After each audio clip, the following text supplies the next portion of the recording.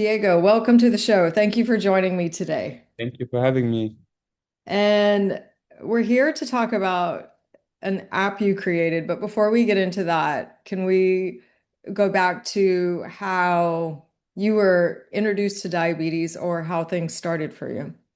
Um, of course, I'm not sure because I don't know the other people, but I guess in a pretty classical way. So, I was drinking insane amounts, 15 liters a day or something. And it's actually quite funny because I teach programming. Actually, I have my own small coding school.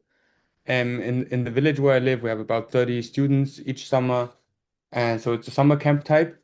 And I was teaching in that week. I was diagnosed. And Mm. so obviously, if I was drinking 15 liters a day, I had to go to the toilet accordingly. It was all And like so I, water you were yeah, drinking, or you were just thirsty, whatever you could yeah, find. Yeah. extreme. Then imagine you're teaching this class of 10 students and you have to go to the toilet every 20 minutes. That's like super embarrassing. So I'd come up with excuses all the time. And then at home I'd go to my parents, it's really weird. It's so embarrassing. I have to like leave the classroom all the time. And then my mom is a veterinary, so a vet, and then she had a suspicion, and then obviously it was confirmed. So that's how it started. And fortunately, I think I have the best hospital team you can possibly have. Like they're all so great. I literally have the week of my diagnosis in a positive memory of that because they were just so supportive, so nice. I went there, I got food, and they explained everything so nice. It's funny because most people it's a shock at the beginning, and for me it was no shock at the beginning. I didn't care. I thought, oh well, it's not too bad. I'm here. They're taking care of me, whatever. And then obviously with the months and years, I think sometimes you get the kind of lonely moments, when you're alone. Hmm. I love that. And for anyone that's listening, like if you're a doctor or a nurse, I think what you just shared is so important of how your experience when you're diagnosed or in the hospital can really make or break how you feel about your condition. Like that's amazing because most people, they're scared, they're worried, they're not sure. They don't have any, they learn some things, but not enough. That's really, really incredible. How old were you? I was 15, so that was just over like 3.5 years ago now. Okay. And Yeah. what do you think it was? Was there anything particular that you remember from that first time you went and you were diagnosed and in the hospital Yes, that I you actually could heard. compare it to? I mean, you don't obviously get diagnosed again, but what are the things that stood out in your mind from that memory that made it so special and a positive experience? I don't know. I saw it more like a game at that point. I saw like, well, it's like I've got a challenge. I've got to keep my obviously by then you don't know what blood sugar is. It's so classic for us now. It's hard to imagine what it's not knowing. But I had this curve on my phone and was like, yeah, I have to kind of keep it in two bounds. I have two levels, sugar and insulin. Can't be that difficult. I don't know. Obviously, I was wrong. And we all know there's a lot more than two factors influencing it. But then it was also my doctor, and shout out to her. I think she's the best ever. Um, so I was in the hospital. I think it was day 3 or 4. I hadn't had a hypo. I entered with an 850 blood sugar. So I was still on my way down.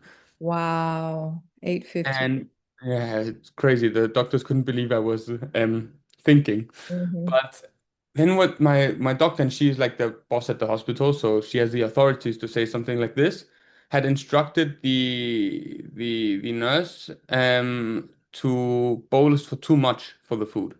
So at below. Mm. And like all of the non-doctors, the helpers, the caregivers were really shocked. They were like, you can't do this. Like you can't send him to a hypo like on purpose.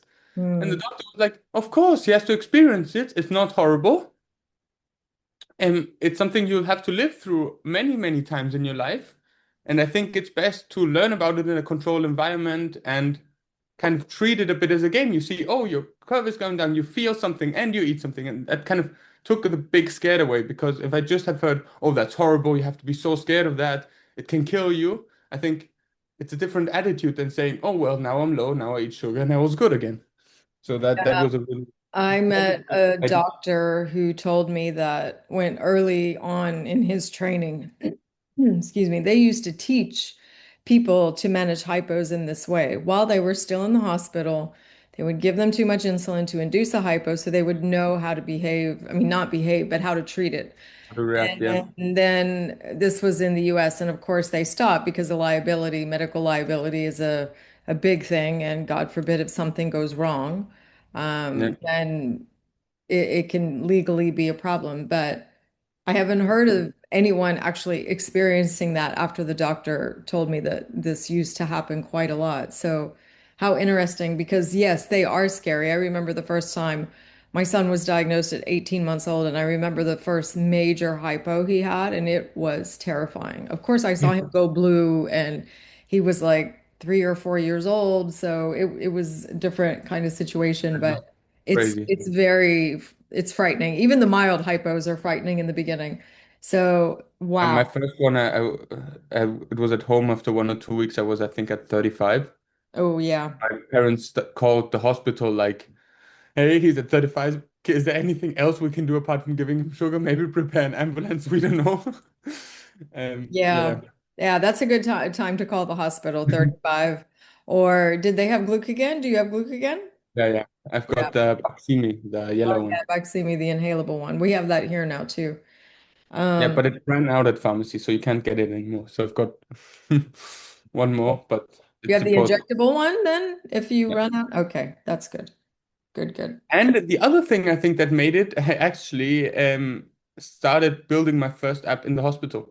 So of course you kind of get bored. At the beginning, your parents kind of say, "Hey, go on, watch some movies. That come visit me. We watch." But eventually, after kind of, I don't know, the 10th movie on day five, you've had enough. You want to do something. Yeah. And um, so I actually started building my first bolus calculator and yeah, came out of the teaching coding and started building my first thing. Obviously, it was nothing, it replaced a calculator, but that was the first start. And again, it was kind of my approach of seeing it as a game like, is there anything I can do to help me? Yes, I can build this bolus calculator. Amazing. Oh, wow. You did that right after diagnosis. That's incredible. In the bed, I still my parents have pictures. They said I was extremely boring because they wanted to watch films together and I wanted to work on things. Yeah, as a parent, it's hard because we feel so helpless. We can't do anything to change it. So, yeah, but that's very interesting and very impressive. You're obviously very bright, and I guess you were interested in gaming or coding before, Yeah. right? Yeah, because I had the coding school. So Right. I started, I think, with coding with, I don't know, 10 years or so. And Okay. with 12, 13, I opened my coding school. And so taught younger children. And then it grew. And with 15, I had the first larger camp and was diagnosed during the camp on day 3 or 5. So I had to find somebody to replace my spot.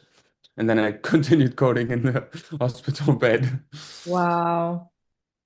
And where is your coding school located? Just my village, Pertelsdorf, and Okay. I have students from the village and like all five surrounding ones, and then from Vienna, the city, a Nice. few. I think I'm sure there'd be a lot of very keen young type ones interested in joining you. I think Maybe you we could do online easily courses make someday. this international movement. It sounds, I mean, really, really great. And, you know, solving real world problems with it is also so helpful and so important. So after you started coding, just to kind of do a bolus calculator or calculation, how did that evolve into what you've developed now?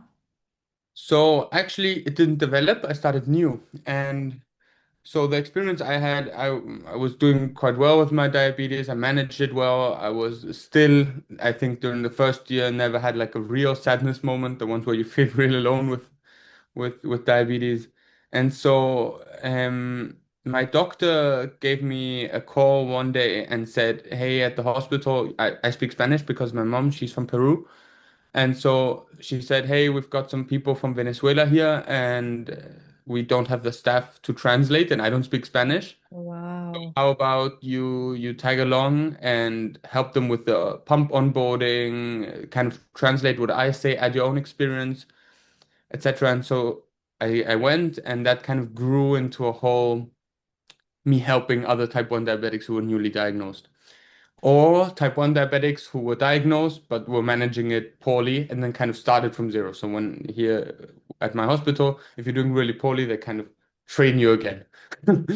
And so what I saw, which really surprised me, is that people don't count carbs the way I used to, Mhm. most people. I didn't know this. I would always carry and do most of the time carry my scale around. Like I was the person who at the restaurant would ask, "Can I have an extra plate so I can Mhm. weigh my food?" And I realized that that's a total illusion that people don't do that. And I get it. I mean, I was 16. I have the time for that. But I mean, if you're a grown parent and you have a small child, you've got enough things to think of.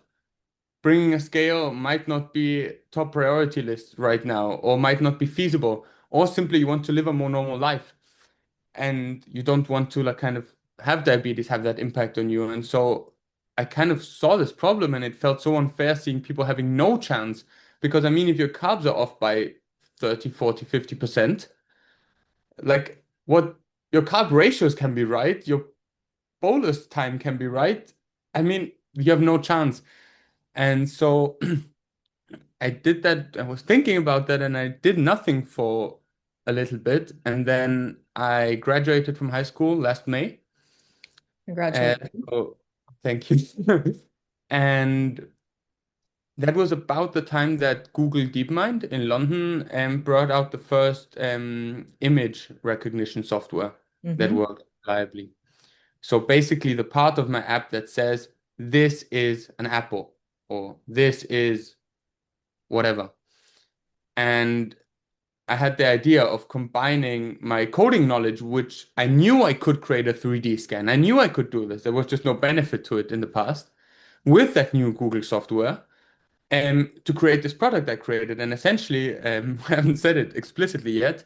What Carbetic does is you take a 3D scan of your meal.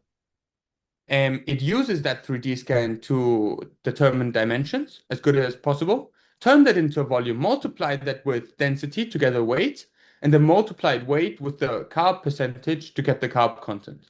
So essentially, you 3D scan your meal and you get your carb content. And I was so convinced that I could make this idea reality and that it would have a remarkable impact on all diabetics, I think, as well, type 1 as type 2, that I decided to postpone my study plans by a year and spend a year on that. And I'm in the middle of that year right now. Amazing. What an amazing story. That's really great. And so and the app is available now. Is it available on iOS and Yeah. Google platforms both? So I published it in December 2025. Hmm. It was only available for iOS at the moment, but by now it's available on both Android and iPhones. That's amazing. It also got quite a few features. So alongside the 3D scan, I've been adding features based on user feedback. For example, we have a recipe analysis, and that's actually from my own experience. So my dad would always cook from this German cooking website that's called chefkoch.de. Hmm. And so what he does now is he just sends me the link per WhatsApp 15 minutes before we eat. I plug it into Carbetic, my app, and it tells me the carb content.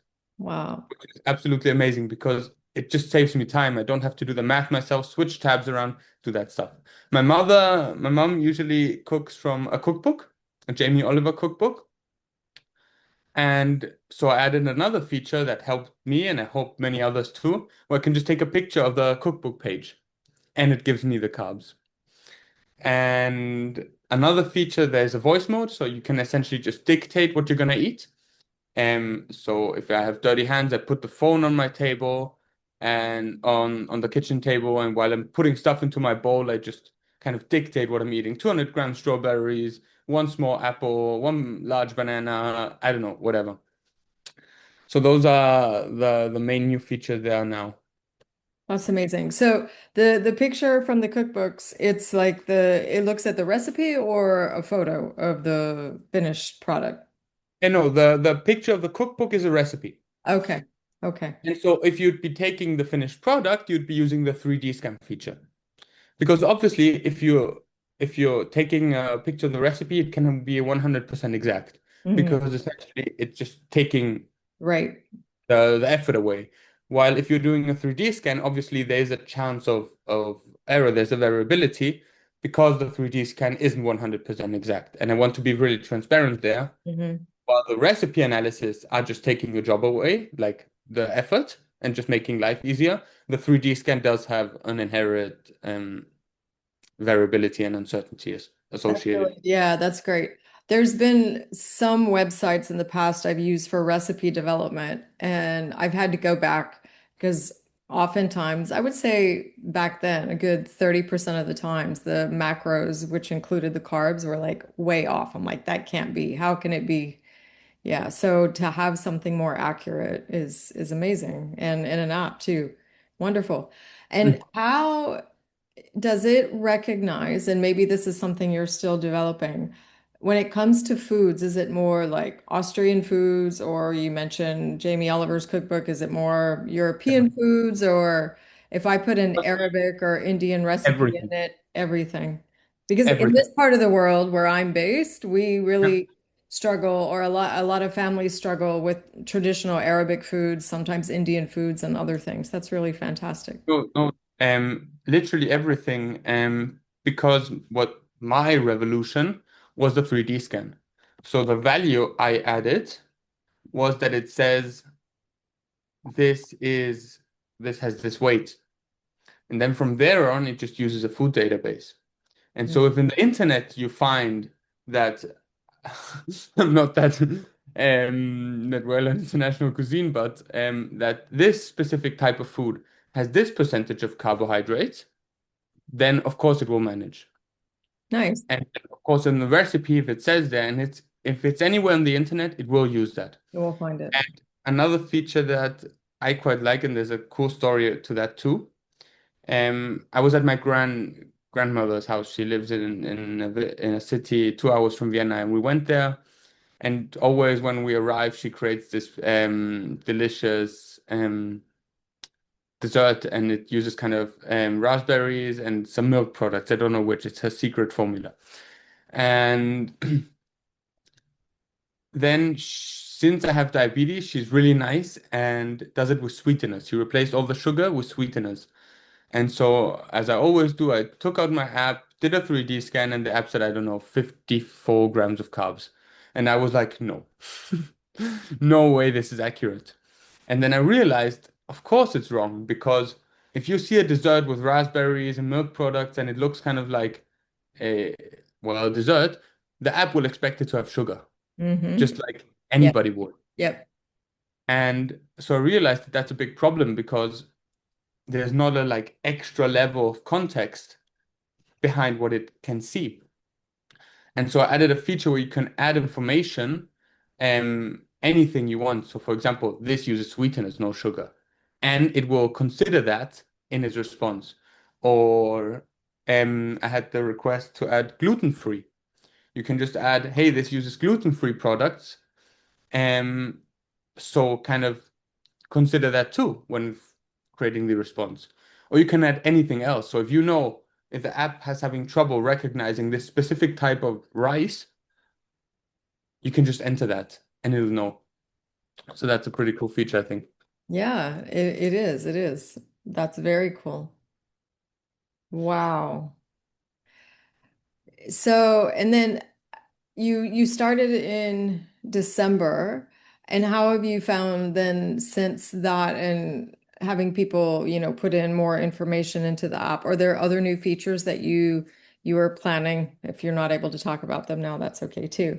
But are there other things that you're thinking to do with it? The good thing about me being an independent developer, I'm not Google, I'm not Apple, I will actually listen to you.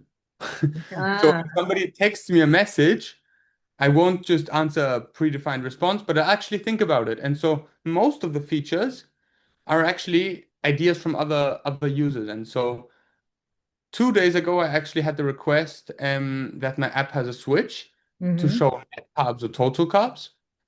And so yesterday at 2 a.m., I stayed up a bit long because I was so obsessed with finishing this. I actually shipped the update. And so today, if you download it from the Android App Store and tomorrow from the App Store, you'll actually be able to switch between net and total carbs because somebody told me that that would be amazing. And with that also update, I also shipped fiber and proteins and fats. So you can also see that inside the app now. And fat protein units for everybody who's a total diabetes nerd. And so essentially my way of approaching new features is first seeing what am I missing? Like when do I have to switch apps um, where a feature is missing that it could add. And the other one is just reading through single user email I get. And a day, I think it's about 10. Most repeat the same request. So I can just say, yeah, yeah, I've already got that on my to-do list. And I will literally try and implement anything that makes sense. So I think the answer to the question, what's coming in the future, is pretty much whatever you tell me to. Nice. I love that about the diabetes community and ecosystem and people with diabetes that create apps for people with diabetes. They really do great things because you have the user experience, you know, and getting feedback from people that are actually using it and listening to it is amazing. Which is kind of a segue of the answer to my next question. There are some like carb counting, calorie counting apps and things out there already. What makes your app different, or how is your app different from those? I have to kind of control my rage here because I think most copied my app. And to be honest, I think they did so pretty poorly. And I'm lucky at that point because what they do, essentially, they just take a picture. Mm, Really, what you can imagine that app doing is they take a picture, send it to whatever AI they want to, ChatGPT in the most cases because it's the cheapest. They get a response and show that to you with a single picture. There's no value added. yeah. And the second thing that I think there's three problems with that. First, there's no value added to regular AI analysis. Second, I think they're extremely difficult to use. Um, there's a lot of apps that have a lot of clutter in them that I think if you have to click 10 times around the app, it's hidden somewhere, it doesn't work reliably. There's, it's not really a benefit if you have to work about it. And especially many are calorie trackers with carbs just as a little side feature. So Yes. that's exact. While this was created specifically for type 1 diabetics. So you'll see the big 3D scan feature, you'll see the recipe feature, you'll see your net versus total carbs, which is relevant for some diabetics.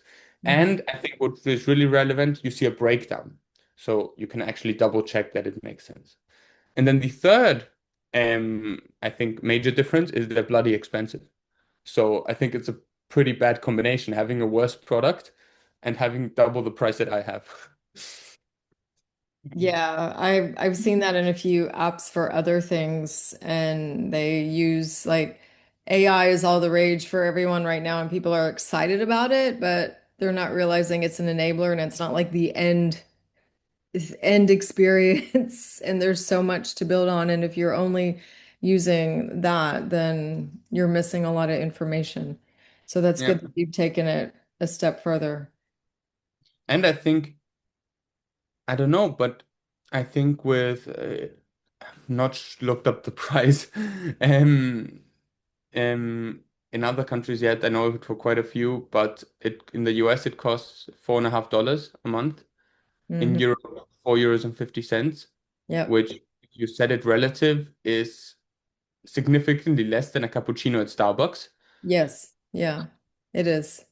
So I think that's really affordable for anybody. I think that it's really worth it. And compared with other apps that cost 10, 15 euros a month, I think 4 euros and 50 cents or $4.50 or whatever the equivalent amount is really worth the investment if it helps you live a bit of a more normal life. Yeah. And I In do the offer what I always do offer, so sorry to interrupt.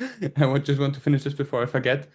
If somebody truly can't afford the app, I will always give it out for free. I don't mind making a loss on that customer because obviously I have the server cost because it doesn't run locally on the phone. Um, but I will always give it out for free. I don't mind making a loss on that users. But what I've seen is that people are not abusing it because they hear this and they see I can actually afford 4.50 euros. And I've not seen people abuse it, which makes me really happy. And that way, anybody who truly needs it, I can give it to. Yeah, that's always good. And I think if you're someone in a place where you can afford it, then please pay for it because then that enables you to help people that truly need it, that really can't afford it. Because there are some people out there that are struggling. In some countries, we see it where people just, simply can't afford it. In the UAE, the price would be around 16 dirhams, 16 and a half dirhams, which is considerably less than a cup of coffee anywhere, probably.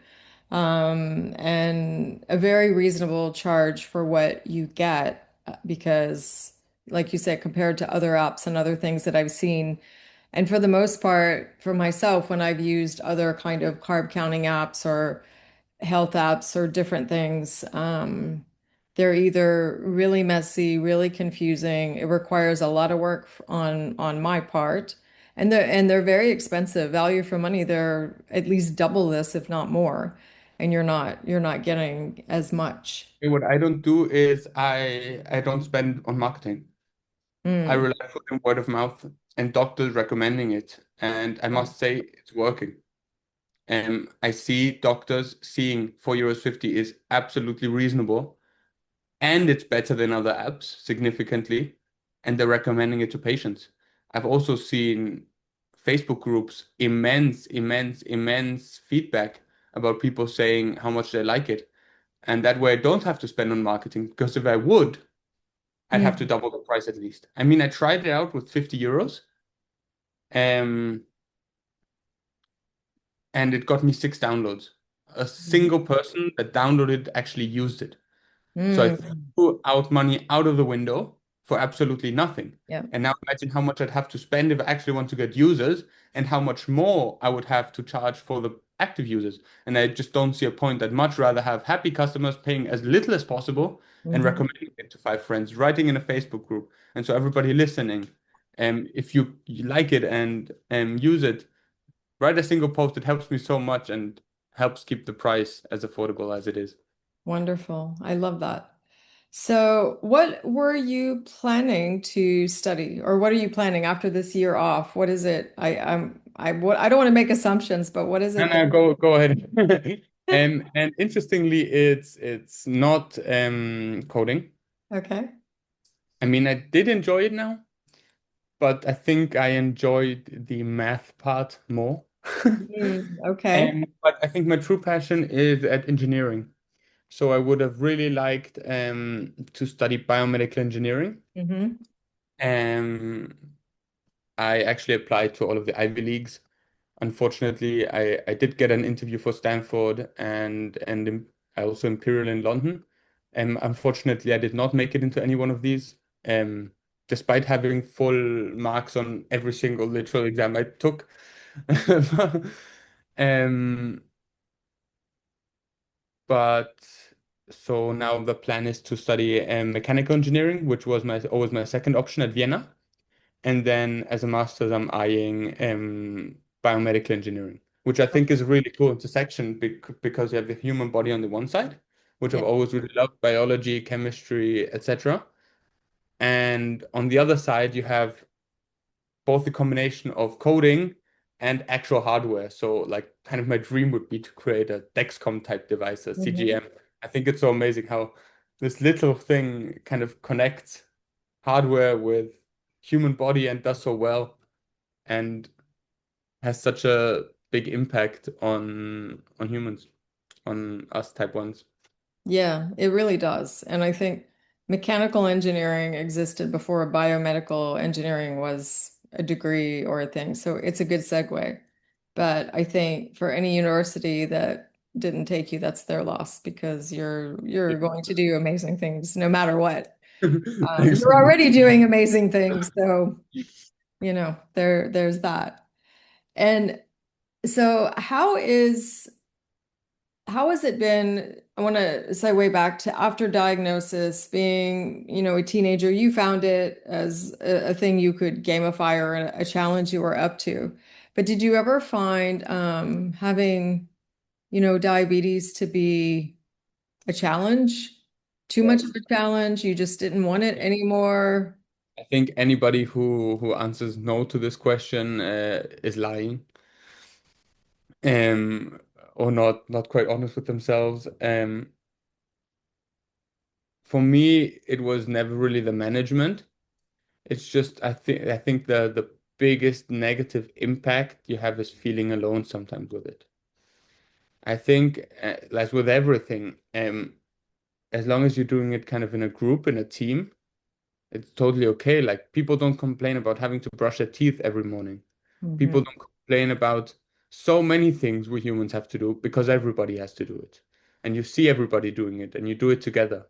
While diabetes, unless your whole family has it, which there are quite a few families, Carbetic is, by the way, shareable with family on iOS. Um, you you're alone with it. So my family is absolutely amazing. Um, they always help me. They always wait to eat with me when I'm high. Mm. But when you're out and about and everybody just starts eating and you're on 130 and just bolus, and you have to wait 15 minutes, I think those are really difficult moments. Or when you're high and you're getting angry and nobody understands you, and you kind of get this inner rage you want to shake off, and nobody can really do anything, and you feel like a bit lost at sea. But luckily for me, it's not too often, but definitely there the feeling sometimes. Yeah. Yeah, I observed that in my son sometimes when he was young and he was high and other people were, I mean, they knew he had diabetes, but they weren't really aware. They So don't really understand it. no, No, they don't. They nobody don't. does. Yeah, my heart would just break for him. Well, I don't know what that would feel like, but that's really it's challenging. Yeah, But I think I don't think it's the actual treatment that's horrible. The mhm. actual bolusing, I think it's bolusing alone. Yeah. Let's say it that The way. psychosocial aspect of it seems to be more challenging in many cases than the actual clinical day-to-day insulin, taking the insulin and things like that. But I'm happy to hear that you have so much support around you. I think that makes such a big difference if you can Does. find support, whether it's through family or friends, or if you meet other people with diabetes, And that for can be everybody helpful on the too. video, when I created the app, I can show it. I created this kind of this person here. It's supposed to make you feel less lonely. I like it. It's really cute. I love That's it. my carbetic person. I don't know. No, it's really great. You should be really proud of yourself for doing this. You have a really bright future ahead of you, I'm sure, no matter what you decide. But really love the app. And as I mentioned, I have a son he's graduating high school this year, so you're about the same age. He's just 1 year younger than you.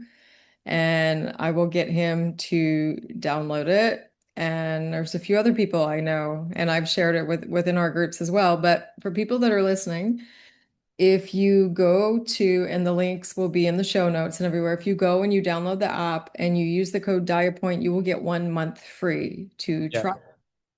exactly. When it counts referral code, just enter Diapoint and you'll get a month free. Thank you so much. And then I hope that this will, people will continue to use it. I'm sure they will because it's very high quality, very well thought out, and it's created by someone who knows and experiences living with diabetes. So you can't get any more expert than that. Thank you Diego, thank you so much for joining me today and sharing for more having me. about Really, your that's story. exactly what I mean by word of mouth. That's the best way to get it out. Yeah, that's what we're here for, and we will spread the message as far as we possibly can. Thanks so much. Oh, thank you. Have a great day. You too.